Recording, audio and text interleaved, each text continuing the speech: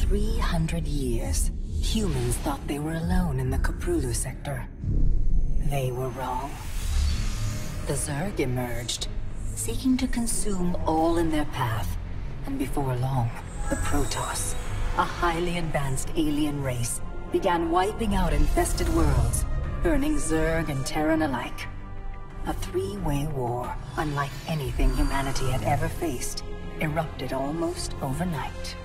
All the while, a human civil war raged. Marshal Jim Raynor vowed to oppose the corrupt dictator Arcturus Minsk for the betrayal of the woman he loved, Sarah Kerrigan. Boys, how about that evac? Damn you, Arcturus. Don't do this. It's done. Helmsman, signal the fleet and take us out of orbit. Now. Kerrigan, a loyal operative, was left to die at the hands of the Zerg. But the Zerg had other plans. They transformed her and unleashed her psionic power upon the Koprulu sector, searching for their real objective, the Protoss homeworld of Ii. The Protoss were unaware of this danger and slow to respond. Their rulers, the Conclave, had dispatched Executor Artanis to hunt for Tassadar, a commander who had refused to wipe out infested Terran worlds. They crossed paths with a Dark Templar mystic, whose kind was considered heretics by the Conclave. Through great effort, Zeratul convinced Tassadar and Artanis that he was not their enemy. Together they rallied more Protoss from both factions against the Zerg. Despite the Conclave's fury, they achieved significant victories against the Swarm. But when Zeratul struck down one of the Overmind Cerebrits, his own mind was left vulnerable. From his thoughts, the Overmind gleaned Ire's true location, and the Swarm descended upon the Protoss homeworld with all their might and fury. It was Tassadar who kept the Templar from extinction that day. Using the power of both the Templar and the Dark Templar, he sacrificed himself to kill the Overmind. Ire was lost, but Artanis led the survivors to the Dark Templar's homeworld of Shakuras. Old prejudices were set aside. The Templar were now in the Dark Templar's debt. Without the Overmind, the Swarm fractured. Kerrigan sought control of all the Zerg, even enlisting the aid of old friends and enemies like Raynor, Mengsk, and Zeratul. Once her rule was uncontested, the Queen of Blades betrayed them all. Billions of humans and Protoss were killed.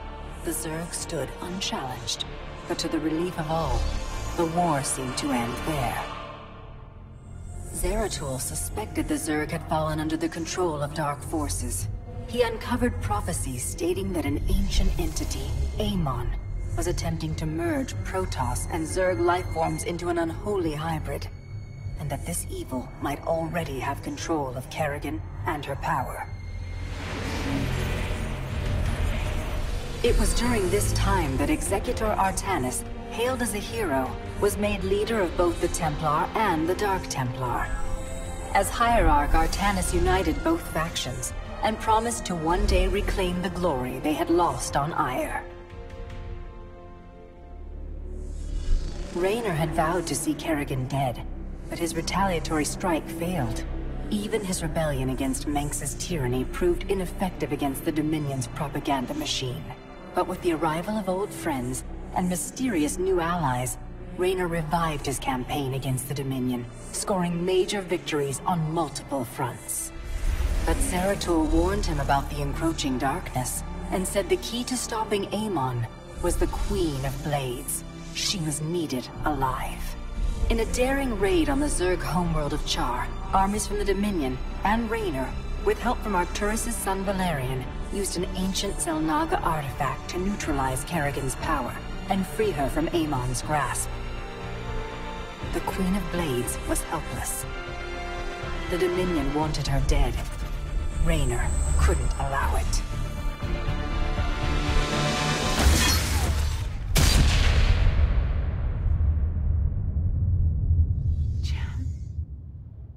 It's okay. I got you. Valerian Mengsk offered them sanctuary, but his father could not let this opportunity pass. During the raid, Kerrigan and Raynor were separated. Kerrigan escaped, while Raynor... He was briefly interrogated and summarily executed. Kerrigan sought vengeance. She set out to reclaim her position as Queen of Blades. With Zeratul's guidance, Kerrigan gathered the Zerg broods and ruled the swarm once again. Only this time, free. The killing will never stop. Until Minsk is dead. Kerrigan began dismantling the Dominion's military, one mission at a time. To her surprise, she learned that Raynor was still alive. She charted a course to Korhal, Minsk's stronghold. Despite encountering his best troops and traps, she personally ended his life. But there was little time to celebrate. Amon's plans were still unfolding. Kerrigan left Raynor to rebuild, while she hunted her true enemy. Raynor and Valerian Minsk set about reforming the Dominion, with a just government. With the Zerg and Terrans quelled, Hierarch Artanis saw an opportunity. He declared that the unified Protoss, Templar and Dark Templar alike, would retake Ire. Any dissenting voices went unheard amid the hope for reclamation. Zeratul set off alone, searching for the truth, hoping against hope that the Hierarch was not making a terrible mistake.